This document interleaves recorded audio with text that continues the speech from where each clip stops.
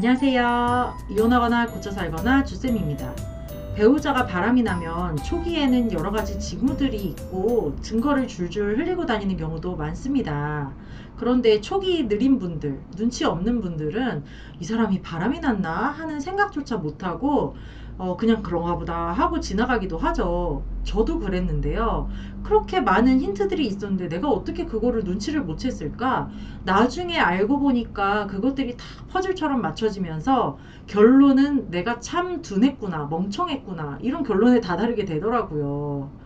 그리고 또 배우자를 너무 믿는 분들은 이렇게 의심이 들어도요. 아유, 의심하는 내가 잘못이지. 왜 괜히 열심히 일하는 사람을 의심해서 내가 뭐 하겠어. 이런 생각을 하다니 불경스럽게. 배우자를 의심하는 건 나쁜 거야. 이러면서 자기 탓을 하고 자기 검열을 하지. 저 사람이 바람이 났구나 하면서 막 증거를 캐고 이렇게 하지 않으시는 분들도 많아요.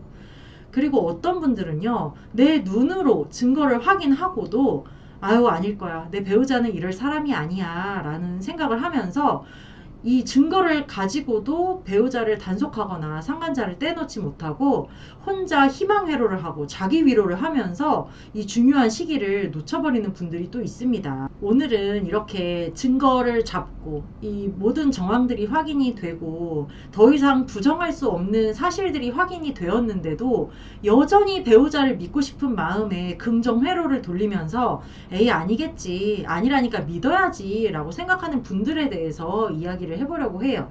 구독과 좋아요 눌러주세요. 이렇게 배우자의 말을 믿으려고 노력하면서 긍정 회로를 돌리는 분들은 증거가 나오면 뒤를 더 캘 생각을 하지 않으시고 배우자에게 탁 오픈을 하십니다.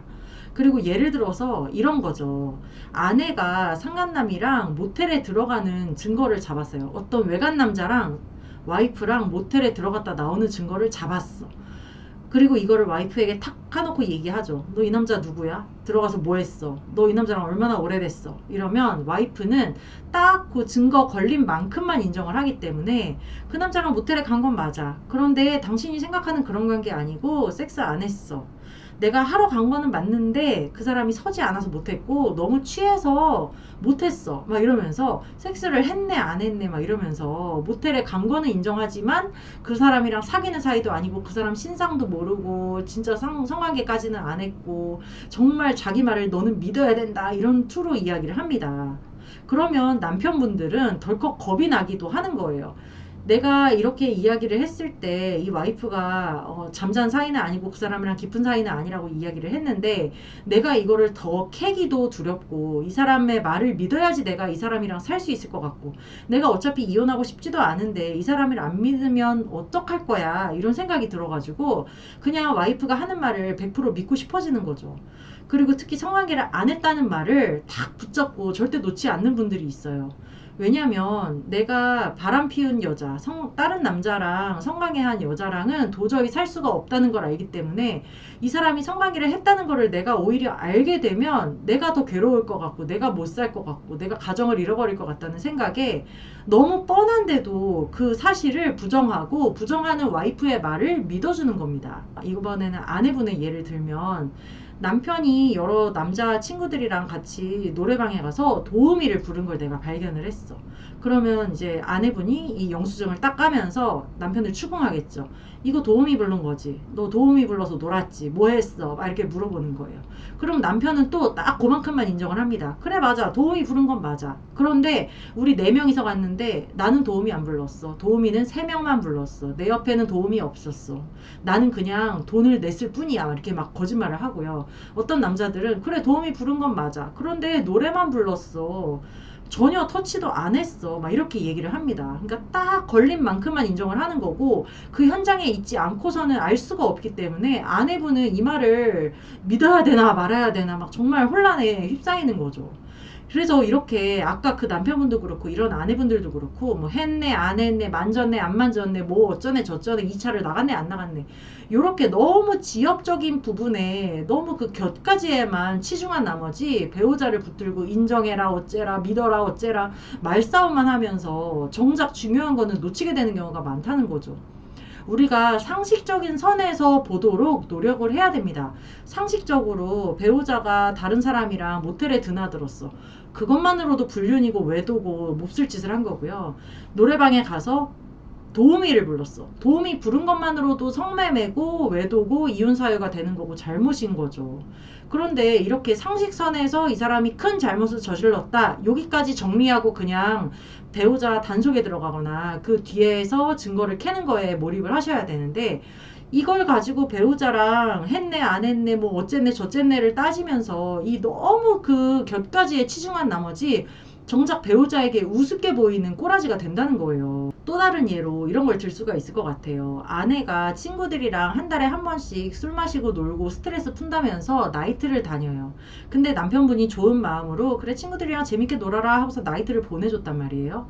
여기까지는 그럴 수 있다고 쳐요. 그런데 이 아내가 그 나이트에서 만난 남자랑 사적으로 번호를 주고받아서 뭐 카톡을 주고받고 또 이제 증거를 조금 잡아보니까 외곽으로 무슨 파주니 뭐 어디니 이렇게 뭐 호수뷰 카페를 다니면서 맛집을 돌아다니면서 드라이브를 교회로 하고 돌아다녔어요. 낮 시간에. 남편한테는 거짓말을 하고.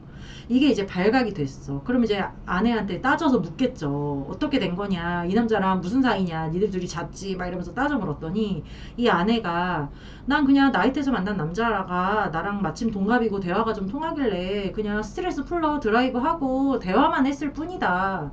너는 말이 안 통해서 내가 다른 남자랑 대화 좀 했기로서니 네가 나를 이렇게 붙잡냐? 네가 나를 이렇게 쥐잡듯이 잡냐? 왜 내 말을 못 믿냐? 대화만 했다니까? 막 이렇게 하는 거예요. 그러면 남편분은 또 이 말을 믿고 싶은 거예요. 차마 내 와이프가 다른 남자랑 진짜 바람을 피우고 막 모텔을 다녔을 거라고 믿고 싶지 않은 그런 두려운 마음이 덜컥 생겨가지고 이 와이프의 말을 믿어줍니다. 아 그렇지, 우리 와이프가 내가 그렇게 관계하자고 해도 내가 하자 그래도 그렇게 피하던 사람인데 저렇게 뭐 처음 만난 남자랑 관계를 했겠어? 이런 생각을 하면서 와이프를 믿어주고 계속 그 남자를 만났는데도 찍소리도 못하고 단도리도 못하고 이런 경우들이 있다는 거예요. 제가 지금까지 든 예시들은 제가 상담하면서 수없이 많이 본 사례들을 짬뽕해서 제가 그냥 머릿속에서 지어낸 거지 절대 그 특정 그 내담자의 정보는 아니라는 거를 제가 말씀을 드리고요.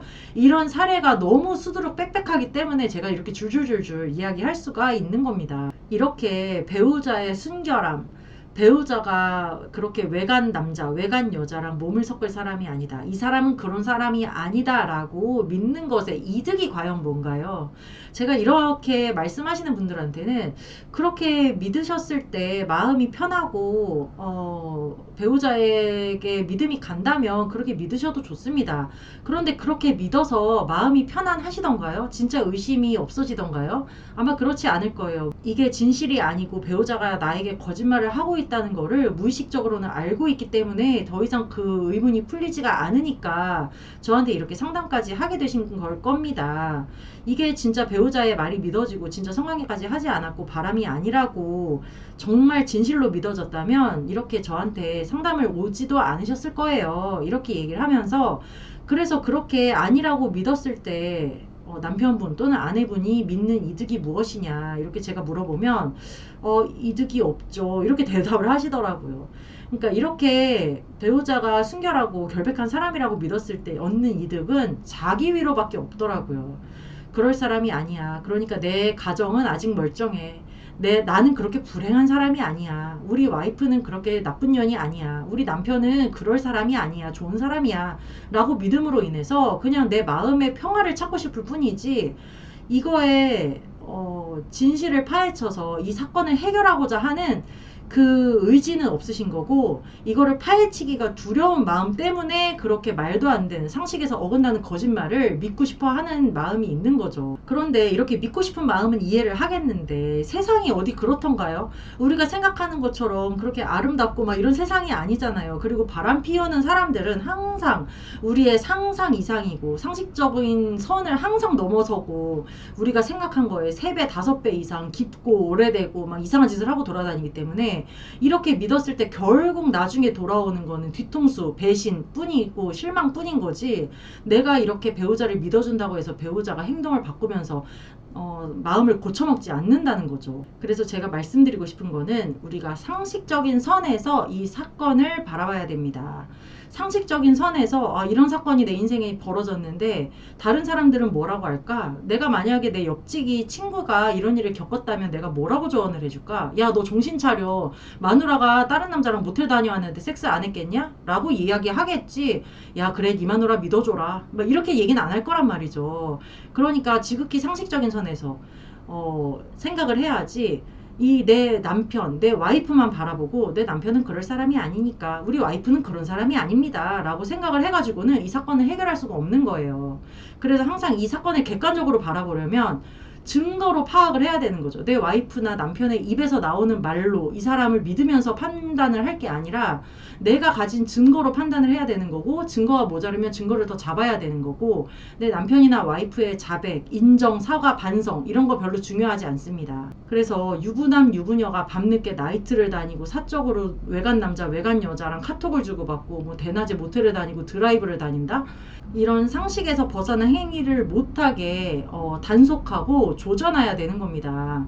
상식에서 벗어나지 않게 내 울타리를 잘 이렇게 정비를 해서 내 배우자랑 같이 관계를 이어나가야 되는 거지, 자꾸 상식에서 벗어나는 행동을 하는 사람을 그래, 이 사람은 그럴 사람이 아니지, 아유 그건 아닐 거야 라고 하면서 이거를 자꾸 벗어나게 냅뒀다가는 바람이 안 났어도 바람이 나게 되는 건데, 이미 상식에서 벗어나고 말도 안 되는 말을 하는 사람을 믿어주면서 용서해야지 생각하면서, 오직 이 사람의 나의 관계만 생각하면서, 내가 이거를 믿어주지 않으면 이 사람이 집을 나갈까봐, 내가 이거를 자꾸 의심을 하면 이 사람이 이혼하자고 할까봐 두려워서 이렇게 상식에서 벗어나는 행동을 하는 사람의 옷자락을 붙들고 희망 고문, 셀프 희망 고문을 했다가는 이 사건이 영원히 해결되지도 않고 가정 회복도 안 된다는 거예요. 네, 오늘은 여기까지 하고요. 이렇게 배우자를 상식적인 선에서 우리가 생각을 하고 상식에서 어긋나는 행동을 하면 못하게 해야 된다, 이런 이야기를 했고요. 이거나 보거나 카페에 들어오시면 제가 쓴 칼럼도 있고 다른 분들의 사연도 있으니까요. 이거나 보거나 카페로 들어오시기 바랍니다. 여러분 안녕. 다음 시간에 또 만나요.